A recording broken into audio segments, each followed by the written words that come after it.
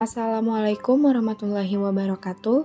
Kami dari kelompok 7 ingin mempresentasikan tentang air bersih dan sanitasi layak yang menjadi tujuan utama pembangunan berkelanjutan. Kota Tangerang adalah kota yang terletak di Tatar Pasundan, Provinsi Banten. Kota ini terletak tepat di sebelah barat ibu kota Indonesia, yaitu Jakarta. Tangerang merupakan kota terbesar di Provinsi Banten, serta ketiga terbesar di kawasan Jabodetabek setelah Jakarta dan Bogor. Wakil Wali Kota Tangerang yaitu Haji Sahrudin. Ia menuturkan akan adanya program sanitasi ini sangat sejalan dengan program pemerintah Kota Tangerang yang terus melakukan perbaikan dalam pembuangan limbah.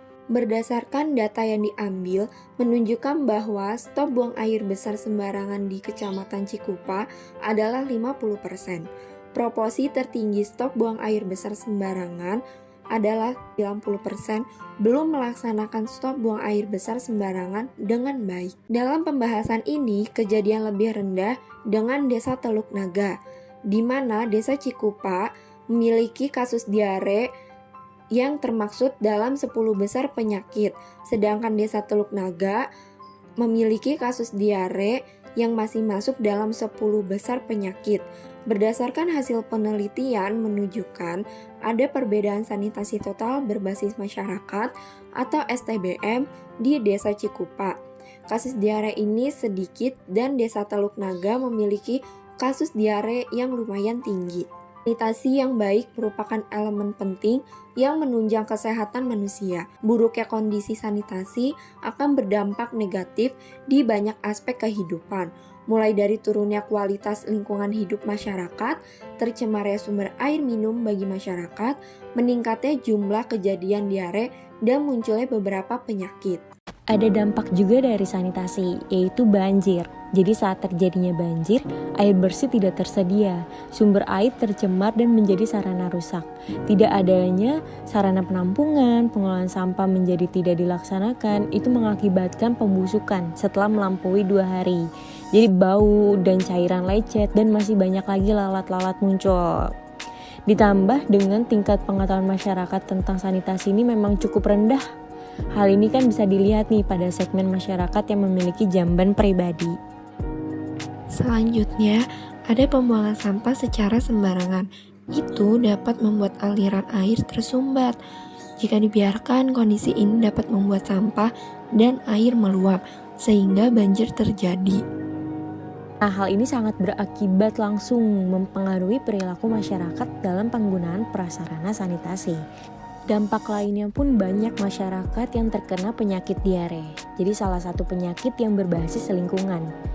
Jadi apabila faktor lingkungan, terutama air tidak memenuhi syarat kesehatan karena tercemar bakteri yang didukung dengan perilaku manusia, itu tidak sehat seperti pembuangan tinja yang tidak higienis, kebersihan perorangan dan lingkungan yang jelek, serta penyiapan dan penyimpanan makanan yang tidak semestinya, maka akan menimbulkan kejadian diare. Nah, dilihat di sini ada penampakan air got berwarna ungu yang diduga berasal dari limbah pabrik. Bersih dan sanitasi layak adalah kebutuhan dasar bagi manusia. Sanitasi adalah perilaku disengaja dalam pembudayaan hidup bersih dengan maksud mencegah manusia bersentuhan langsung dengan kotoran dan bahan buangan berbahaya lainnya, dengan harapan usaha ini akan menjaga dan meningkatkan kesehatan manusia. Cara penanggulan untuk air bersih dan sanitasi layak. Penanggulangannya, air merupakan salah satu komponen yang paling penting dalam kelangsungan kehidupan manusia dan makhluk hidup lainnya. Cara menanggulanginya yaitu dengan cara teknologi dalam penyediaan sanitasi dan air bersih perlu dikembangkan. Diperlukan pengkajian terhadap PDAM, baik dari segi tugas, proses kerja, maupun tanggung jawab kelembagaan. Pemerintah harus menetapkan standar minimal kinerja untuk PDAM, melakukan pemantauan rutin, penegakan, dan memberikan insentif sebagai apresiasi pekerjaan. Selain itu, limbah rumah tangga juga perlu diolah dengan tidak mencampur atau membuang limbah cair bersama benda-benda padat dan cemaran berbahaya. Upaya membenahi kesadaran akan lingkungan ini bisa dikatakan lebih besar pengaruhnya daripada tindakan memperbaiki. Dengan terlibatnya para generasi muda, kita bisa lebih antisipatif terhadap masalah air bersih di masa depan.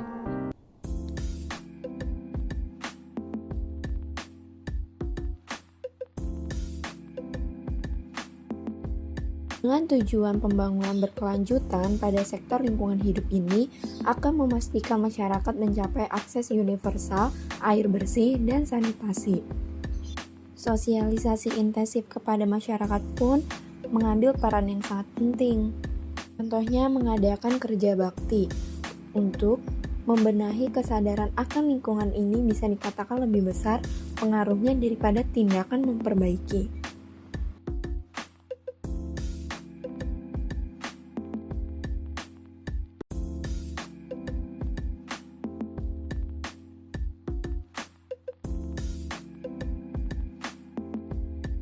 Sekian dari kami kelompok 7, semoga materi tentang air bersih dan sanitasi layak ini dapat bermanfaat bagi kita semua.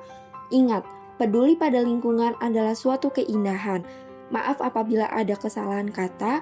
Wassalamualaikum warahmatullahi wabarakatuh.